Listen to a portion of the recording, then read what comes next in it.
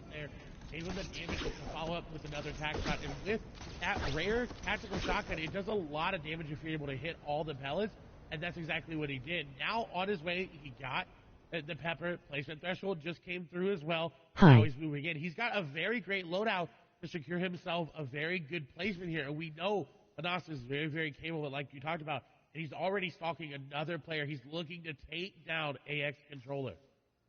Yeah, and that's Controller 007 from the FNCS Invitational. We saw him have a number of really solid performances.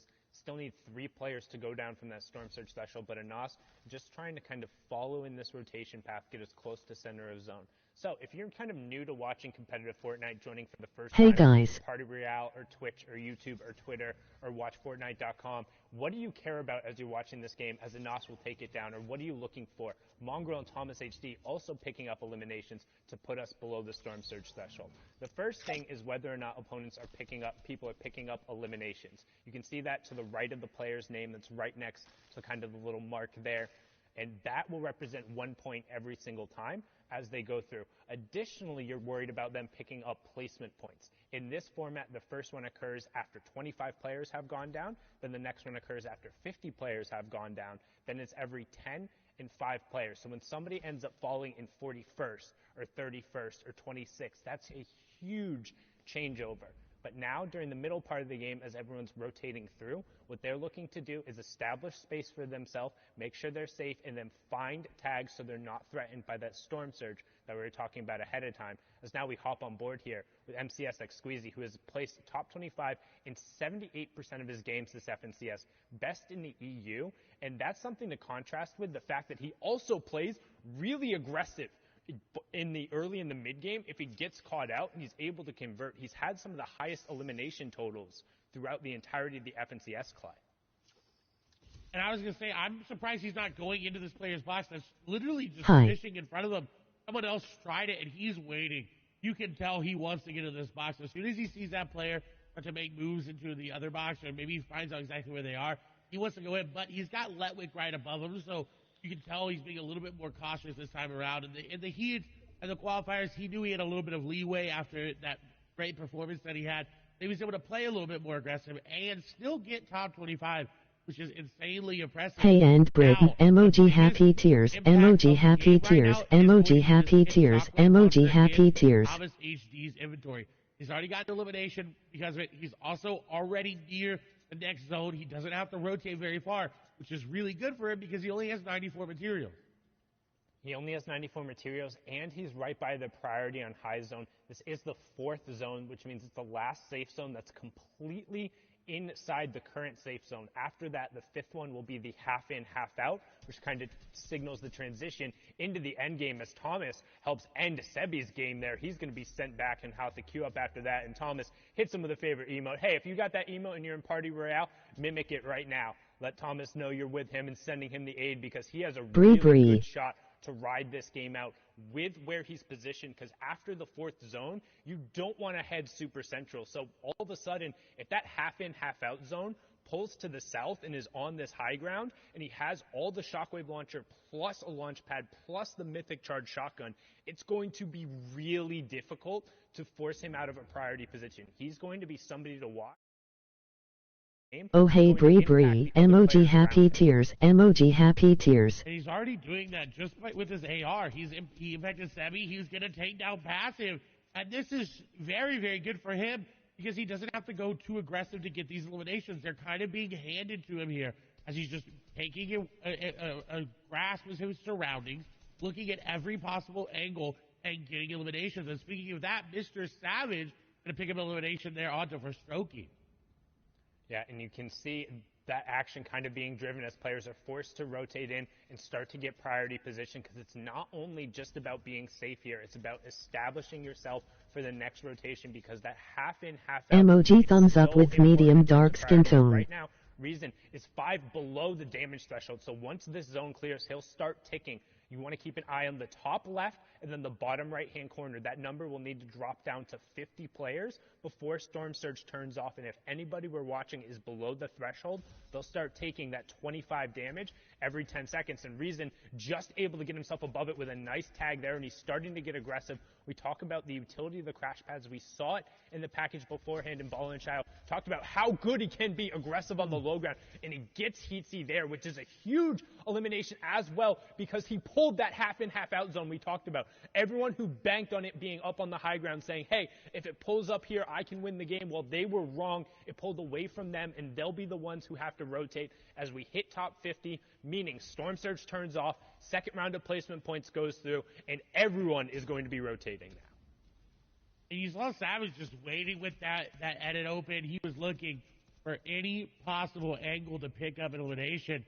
Lois as well. He's kind of fashioned himself a little bit of a base here that's got these pyramids edited in a nice way so we can see down on players rotating.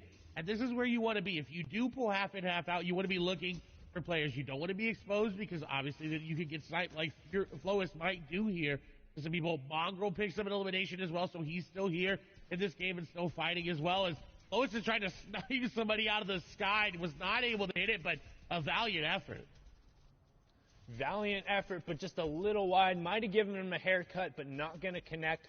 No Storm Surge tags in play there as we see Kami pick up a huge Elim. Flois trying to get involved here, finds the first tack shot, gets the second onto Vadil, who had picked up Savage. So Savage, again, going down early, only picking up an Elim and the 2 placement thresholds. 3 points for him there. As we continue through, you can see Flois and Scribs still in. Keelix as well. Skite, one of the now veterans, and they call them boomers in the lobby. 3 players in EU are 20 years old, and that is the oldest players who are in the match. But Skite has been around and qualified for nearly every one of these finals. But we're hopping on board here with Quartz Froggy, who heat number 2 to qualify himself, pushed himself, I believe it was like 19 or 20 points in the final game to get here. But so far, quiet on the day. No eliminations, but a decent loadout as we now transition into those fully moving zones, which means all the safe zones are outside, completely away from the current one, and everyone is going to have to move if they want to avoid that storm damage.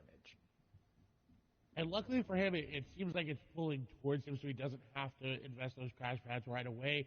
He can look for eliminations, as you see sitting in the code, allows him that opportunity to find these rotations as well.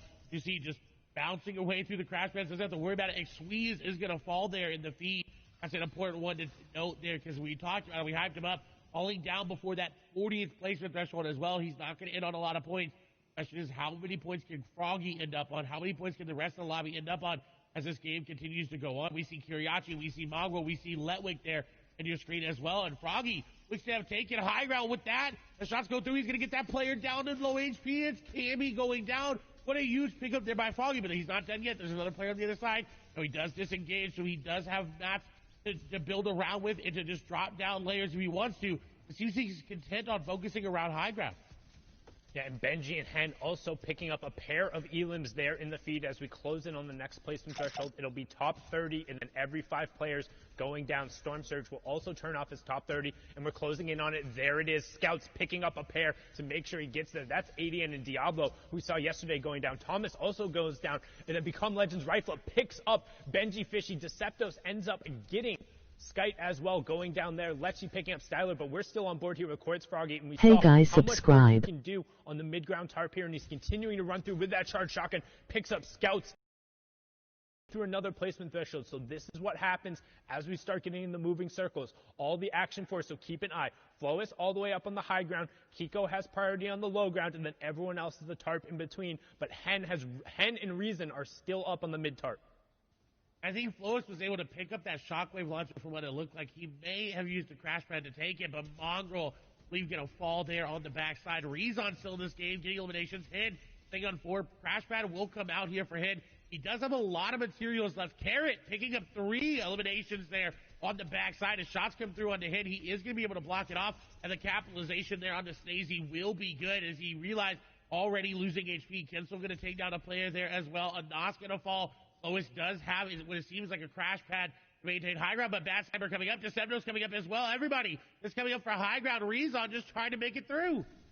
And everyone pushing for the high ground right now, but not necessarily paying attention to what's going down the low ground where people are cleaning up on eliminations. You have Flois in your top right, Froggy in your bottom right, everyone else on the wide. You can see Flois is up on that ultimate high ground. Deceptos in hand down on that low ground with Reason just above them.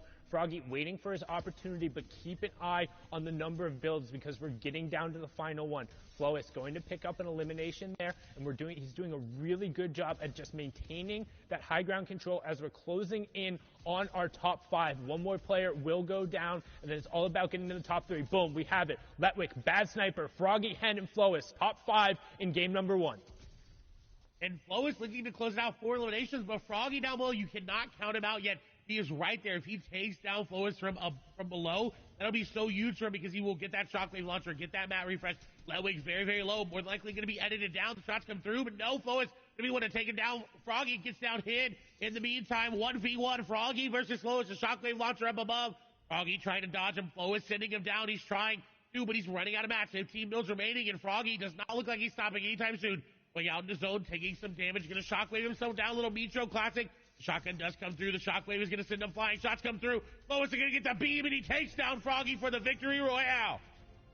Really, really good job from Flois executing on the top-down push with the mythic weaponry, but more importantly, showing the versatility of that shockwave launcher, launching himself down and then finding a gap to launch the opponent out, tracking him, and picking it up with the AR. Match number 1 is done. Fury Flois taking home the victory royale, but we'll see where the leaderboard shakes out. We're going to toss it back on over to Zeke, Shio, and Balo. Man, a strong start here in EU, really coming out with a nice flow. Flois finding himself the victory royale.